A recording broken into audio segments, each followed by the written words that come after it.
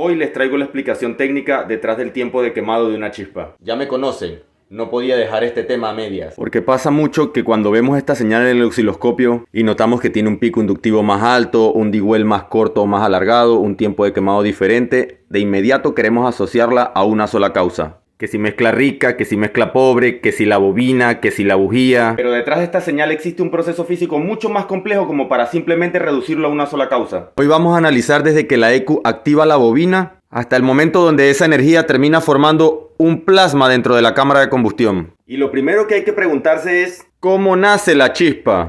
Una bobina de encendido no crea energía de la nada. Cuando la ECU activa el transistor y permite que circule corriente por el devanado primario, esa corriente genera un campo magnético alrededor del núcleo de la bobina. Obviamente, dentro de los límites de diseño de la misma bobina, una mayor corriente primaria permite almacenar más energía en ese campo magnético. Pero aquí hay un punto importante: la corriente no es la energía almacenada. La corriente es el movimiento de cargas eléctricas que nos permite transformar la energía eléctrica en energía magnética. ¿Y esto qué significa? Cuando la ECU abre el transistor y corta la corriente que fluye por el primario, comienza a colapsar el campo magnético. Y aquí entra la ley de Faraday. Un cambio en el flujo magnético genera una tensión eléctrica inducida. ¿Y qué pasa? Que la bobina no funciona como muchas veces se explica. Como si primero genera un pico de voltaje en el primario y después lo envía al secundario. Lo que realmente sucede es que el campo del colapso magnético induce tensión simultáneamente en ambos devanados. Entonces, en el primario aparece un pico inductivo. ¿Por qué?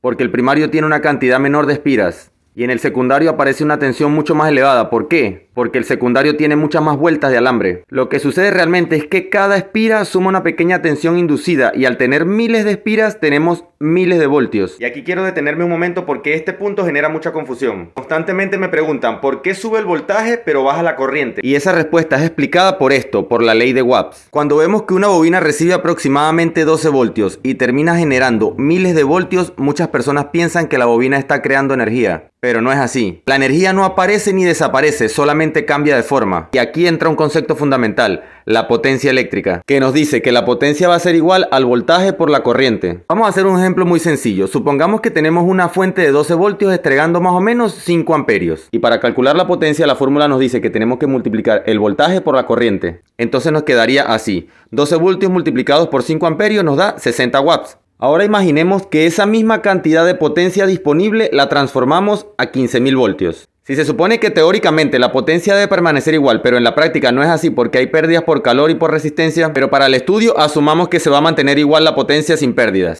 Entonces lo que sucede es que la multiplicación de esos 15.000 voltios por la corriente nos tendría que dar igualmente 60 watts. Y aquí simplemente despejando tendríamos 60 dividido entre 15.000 nos da aproximadamente 0.004 amperios, es decir, unos pocos miliamperios. Entonces, ¿qué fue lo que ocurrió aquí? No pasamos de tener poca energía a tener mucha energía. La energía total teórica sigue siendo prácticamente la misma. Lo que cambió fue la forma en que se manifiesta. Antes teníamos menor voltaje con una mayor corriente y después tenemos muchísimo voltaje con mucha menor corriente. Pero aquí hay una aclaración importante. Todo este fenómeno ocurre cuando la potencia disponible se mantiene aproximadamente constante de la fuente. Si yo aumento la fuente de la energía, puedo aumentar tanto el voltaje como la corriente. O sea, esto no es una regla universal que al subir el voltaje siempre tenga que bajar la corriente. La relación inversa aparece cuando estamos transformando una cantidad limitada de energía, que en este caso es la que nos entrega el circuito de la moto mientras la ECU mantiene el transistor cerrado. Y eso es exactamente lo que ocurre en una bobina. La energía almacenada en el campo magnético se transforma en una tensión muy elevada en el secundario.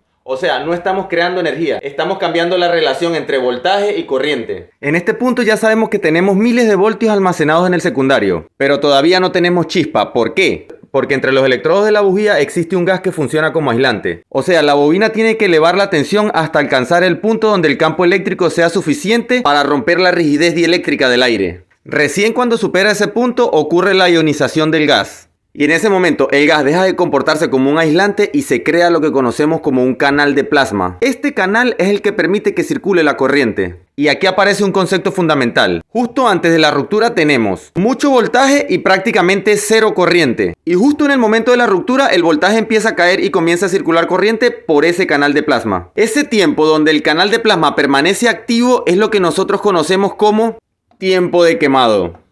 Ahora que ya entendemos todo esto, vamos sí al primer factor que podemos modificar, el gap de la bujía. Y en este caso lo voy a hacer con esto, un probador de chispa. Cuando nosotros aumentamos la separación de este electrodo, necesitamos una mayor tensión de ruptura para crear ese canal de plasma. ¿Y qué sucede? Que la bobina en sí tiene una energía limitada. Entonces, las condiciones iniciales para formar ese canal de plasma influyen en cómo queda esa energía disponible para mantenerla en el tiempo. Cuando reducimos el gap ocurre lo contrario. El sistema necesita menos tensión inicial para establecer el arco. Por ende nos queda más energía disponible para sostener ese arco en el tiempo. Y que lo vemos reflejado como tiempo de quemado. Y les voy a mostrar cómo modificando la apertura del gap, en este caso utilizando un probador de chispas, podemos modificar el tiempo que permanece el arco de plasma sostenido. Vean esta gráfica que tengo aquí. Pertenece a esta Dominar 400 ya en temperatura de trabajo. Aquí tengo la sonda HT25 directamente puesta en el cable de alta tensión de la bujía del lado izquierdo y este es el oscilograma que me arrojó. Si hacemos las mediciones nos encontramos que tenemos un dwell de alrededor de 2.70 milisegundos. Aquí lo podemos ver. 2.70 milisegundos, perfecto. Pero más que prestarle atención a esto, quiero que vean esto. Esta moto trabaja con un tiempo de quemado de alrededor de 870 microsegundos. Vean acá. Ahí está, mire. 878 microsegundos. Recuerden, esta es la bujía del lado izquierdo y no tengo el probador de chispa puesto en serie. Ahora veamos cómo la teoría se cumple. Y con solamente agregarle este probador de chispa en serie en el cable de alta tensión y la bujía, y cerrando el espacio de la herramienta al mínimo disponible, van a poder ver cómo el tiempo de quemado se va a cortar. Y conforme vaya abriendo el espacio de esta herramienta, se va a cortar aún más el tiempo de quemado. Vean que aquí ya tengo la herramienta puesta en serie, la moto encendida en temperatura de trabajo, y esta es la señal que me está arrojando. Vamos a tomar este dato de acá, que es el que más nos importa, el tiempo de quemado. Y recuerden, antes teníamos 870 microsegundos aproximadamente. Ahora tenemos 270 microsegundos. Y eso es solamente agregándole el probador en serie, sin separarlo demasiado. Ahora vamos a hacer la prueba separándolo. Ahora tengo mismo probador en serie, un poco más alargado, temperatura igual de la moto. Vean la gráfica que me está arrojando. Vamos a pausarla acá y prestémosle atención a esto, que es lo que nos interesa. Vamos a ver el tiempo de quemado. Recuerden, sin el probador en serie teníamos alrededor de 870 microsegundos. Con el probador puesto a su apertura mínima teníamos alrededor de 470 microsegundos. Ahora, con el mismo probador pero un poquito más separado, nos está arrojando este tiempo de quemado. 311 microsegundos. Vamos a quitarle el probador y la dejamos originalmente para ver cómo se comporta. Moto encendida, ya le quitamos el probador. Esta es la gráfica que teníamos anteriormente con el probador en serie, con la apertura un poco más abierta. Vamos a ver qué gráfica nos está dando ahora funcionando originalmente. Vamos a darle pausa acá y apagamos aquí para ver qué es lo que nos interesa. Veamos aquí el tiempo de quemado a ver cómo volvió.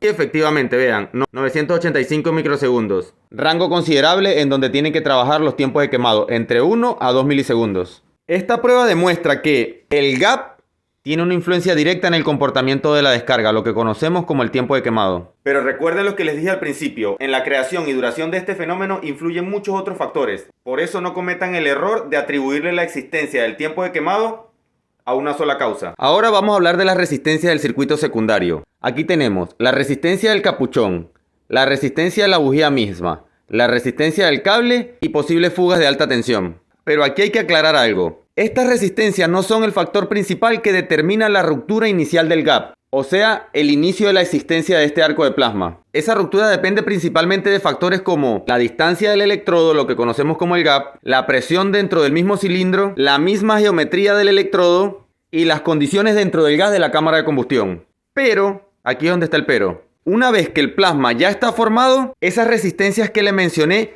sí modifican cómo se desarrolla esa descarga en el tiempo. A ver, me explico. El capuchón resistivo, que es este que está acá, existe principalmente para controlar interferencias electromagnéticas y limitar la corriente de descarga. O sea, ponerle una especie de freno en el tiempo al arco de plasma para que no se desboque. Pero si tenemos una resistencia excesiva, parte de la energía disponible se disipa en ese circuito y cambia la forma en cómo esa energía llega al arco. Y por ejemplo, una fuga de alta tensión es todavía más evidente. O sea, una fuga no significa solamente que hay menos voltaje.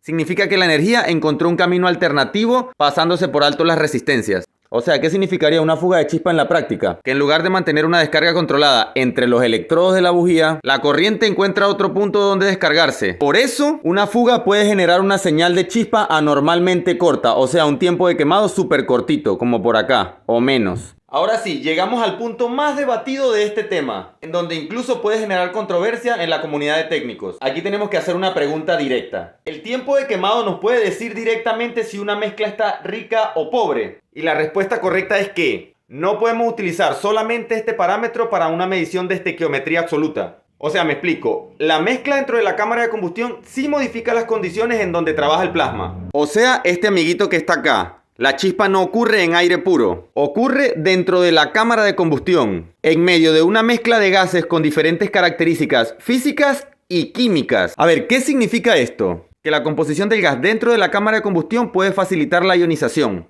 Esto significa que requerimos menos voltaje de ruptura y por ende nos va a quedar más voltaje para la estabilización del arco de plasma. Esa misma composición del gas también contribuye a la estabilidad del arco de plasma en el tiempo. Y también contribuye en el comportamiento de las partículas cargadas durante esa descarga. ¿Por qué les digo que no se puede tomar este valor de tiempo de quemado para solamente con él determinar la estequiometría de un motor? Porque en un motor real no solamente existe la mezcla de los gases, también tenemos presión del cilindro, temperatura, carga del motor, avance de encendido, energía de la misma bobina, el estado de la bujía y resistencias generales del circuito secundario. Y en este punto solamente nos queda corroborar la teoría. Vean lo que tengo acá.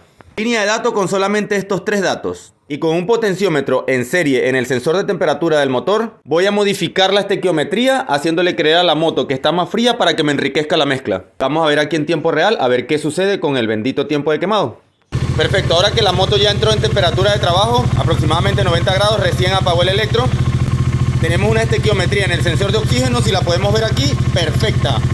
La media de la señal está en 0.51 voltios, o sea que este motor está trabajando perfectamente estequiométrico.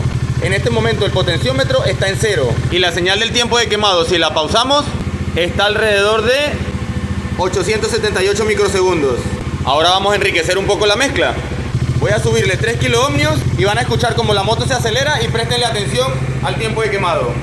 Vamos a ponerle alrededor de unos 3 kiloohmios aquí y ustedes van a ver aquí la gráfica en tiempo real mientras escuchan como la moto se acelera. 3, 2, 1.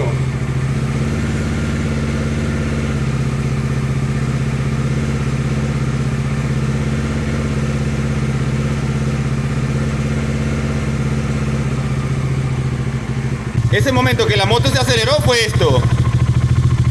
¿Y qué podemos ver aquí? Si lo notamos, la gráfica no cambió considerablemente del tiempo de quemado que tenía como punto de partida, que era alrededor de 1 milisegundo. ¿Qué acabamos de ver ahí? Que una variación en la estequiometría de la moto, en el caso de esta moto, no me genera una variación considerable del tiempo de quemado. ¿Y esto por qué es así? Porque una variación del tiempo de quemado puede tener diferentes causas. Y sí, la mezcla de la moto, como lo acabamos de ver, puede influir. Pero para nada es un parámetro aislado suficiente para por sí sola determinar si un motor está trabajando en mezcla rica o pobre. Entonces, ¿qué debemos entender del tiempo de quemado? Que una chispa no es simplemente electricidad saltando entre 2 puntos. Es un proceso donde una corriente primaria crea un campo magnético que almacena energía. El colapso de ese campo genera una tensión elevada en el secundario. Esa tensión que viaja por el circuito rompe la rigidez dieléctrica del gas. Y en ese momento es donde se crea el plasma. Y ese plasma debe mantenerse durante un tiempo determinado, que lo conocemos como el tiempo de quemado. El punto es que el tiempo de quemado es una ventana que nos permite observar cómo está funcionando todo el sistema de encendido. Pero para interpretar correctamente esta información, debemos ver el panorama completo, cómo interactúa la corriente con los fenómenos físicos. Porque en el diagnóstico no se trata solamente de mirar una señal, se trata de entender qué es lo que realmente está sucediendo detrás de esa señal. Por eso ahora que ya entienden todo el fenómeno físico y eléctrico que contribuye al tiempo de quemado, es que me pueden entender cuando les digo que si un técnico les dice que solamente mirando el tiempo de quemado y no mirar más ningún otro parámetro, él es capaz de determinar la estequiometría del motor, muy probablemente les está mintiendo. Porque los efectos que produce la estequiometría en el tiempo de quemado sí suceden, pero se diluyen en los efectos eléctricos que son más determinantes para el sostenimiento del arco de plasma. Lo que sí puede hacer el técnico es lo siguiente. Supongamos que vemos el oscilograma y vemos un tiempo de quemado distorsionado. Puede ser largo o corto. Y en el proceso del diagnóstico, el técnico ve parámetros en la estequiometría y está fuera de rango. De nuevo, puede estar rica o pobre. Toma el oscilograma antes de corregir el problema y soluciona el problema de la estequiometría. Y resulta que después de solucionar la estequiometría del motor, la gráfica del tiempo de quemado mejoró y quedó dentro de parámetros. En ese momento puede asociar el síntoma con la causa, porque al corregir la estequiometría mejoró el oscilograma. Pero como se lo dije, el efecto que causa la estequiometría se diluye dentro de los efectos eléctricos. Y no es que no esté, es que se maquilla. Y por eso es prácticamente imposible que nosotros como técnicos, solamente viendo el tiempo de quemado sin ver ningún otro parámetro, podamos decir de manera inmediata si una moto está rica o pobre. Si te quedaste hasta aquí, felicidades. Ahora entiendes qué es el tiempo de quemado y cómo se utiliza para un correcto diagnóstico. Y hoy más que nunca aplica esa frase que siempre les digo. El que no sabe lo que busca, no entiende lo que encuentra.